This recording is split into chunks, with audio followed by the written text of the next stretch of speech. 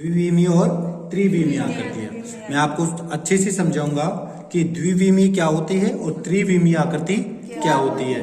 तो सबसे पहली बात मैं करूं द्विविमीय आकृति की, तो द्विविमीय आकृति वो होती है जिसमें केवल क्या होती है, या तो लंबाई होती है उसकी, केवल लंबाई और चौड़ाई, इसमें तीसरी कोई दिशा यानी कि ऊंचाई नहीं होती है। जबकि त्रिविमीय जो आकृति होती है, जैसे हम बात करें यहाँ पे देखो, ये आपको ये दिख रही है, ये प्लास्टिक की स्ट्रिप दिख रही है, ये स्केल जो हमारी होती है ये प्लास्टिक की स्ट्रिप दिख रही है आपको।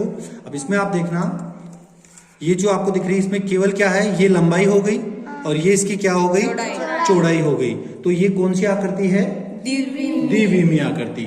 दूसरा जो पॉइंट है अपना, ये जो आकार आपको दिख रहा है, जैसे अगर मैं बात करूं आपका जो त्रिभुज होता है, त्रिभुज कौन सी आकृति होगी, द्विविमीय होगी कि त्रिविमीय होगी, द्विविमीय या त्रिविमीय।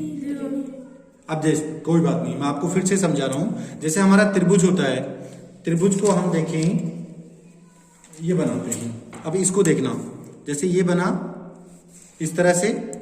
अब इस त्रिभुज में लंबाई ये हो गई इसकी, या तो लंबाई या चौड़ाई, सॉरी ये चौड़ाई हो गई, ये क्या हो गई इसकी लंबाई। लेकिन यहाँ पे कोई दूसरी दिशा तीसरी दिशा नहीं है ना, तो ये कौन सी आकृति हुई, द्विविमीय आकृति।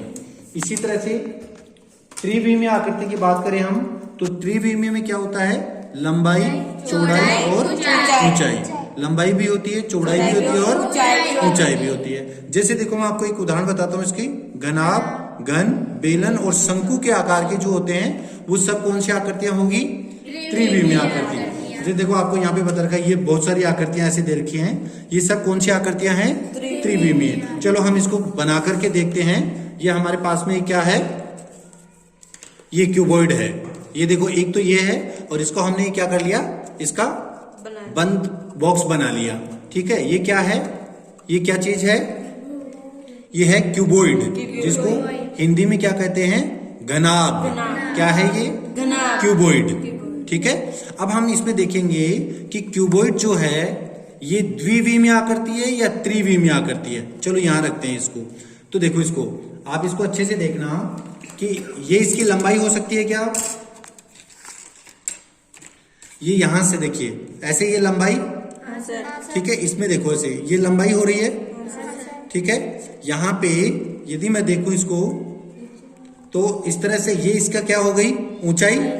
ये वाला जो देखो इसको, ये आपको दिख रही है, ये क्या हो गई इसकी ऊंचाई, ये इसकी क्या हो गई चौड़ाई, और एक बचा क्या चीज, लंबाई का। तो ये क्या हो जाएगी इसकी लंबाई में। तो इसके 3 पॉइंट हो गए, लंबाई, चौड़ाई और ऊंचाई, तीनों है इसमें। इस वजह से ये कौन सी आकृति है, त्रिविमीय आकृति। अब यहाँ पे देखो बेटा, आपका इससे संबंधित में आपको सबसे पहले बात करते हैं कि एक घनाभ के अंदर क्या क्या चीजें होती है। घनाभ की मैं बात कर रहा हूं, तो घनाभ में एक तो फलक होता है, क्या होता है, फलक।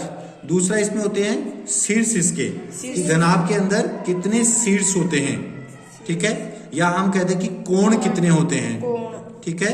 एक होता है बेटा किनारे कितने होते हैं, किनारे बोल दो, या फिर हम कह देंगे इसमें भुजा कितनी होती है, इसकी जो साइड्स होती है वो कितनी होती है।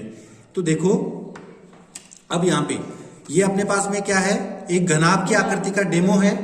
इसी का एक दूसरा अपने पास में क्या, देखो जैसे ये अगर ऐसे होता तो ये इसी तरह का होता ना, तो हमने इसको खोल दिया। अब इसमें हम गिनते हैं, देखो ये जो इसके आपको दिख रहे हैं ये क्या होते हैं, इसके ये फलक हैं, ये क्या है, फलक। देखो कितने फलक से बना है, 1 2, ठीक है, 3 4 5 6। आप इसको कलर से भी पहचान सकते हो, रेड कलर में 1 है 2 है, तो 2 रेड कलर के हो गए, 2 येलो कलर के हो गए, और 2 स्काई कलर या ब्लू कलर के हो गए। तो कितने हो गए टोटल, 6 हो गए ना। तो इसमें फलक कितने होते हैं, 6। क्लियर ये चीज। अब इसको खोल के देखा तो खोलने से भी पता लग गया अपने को। देखो यहां से देखो अच्छे से, ये कितने हैं, 1 2 3 4 5 6, कितने फलक हो गए, 6 फलक। अब हम बात करेंगे किसकी, इसमें शीर्ष नहीं भुजा की बात करते हैं पहले, यानी कितनी साइड है इसके अंदर, या हम कहें इसके अंदर किनारे कितने हैं इसके। तो देखना ये, वेरी गुड। चलो सुमन आप बताओ कितने हैं, 8। अभी गिन के देखते हैं 8 सही आता है या फिर ज्यादा है या कम है, ठीक है। ये कितने हो गई, 1, ठीक है।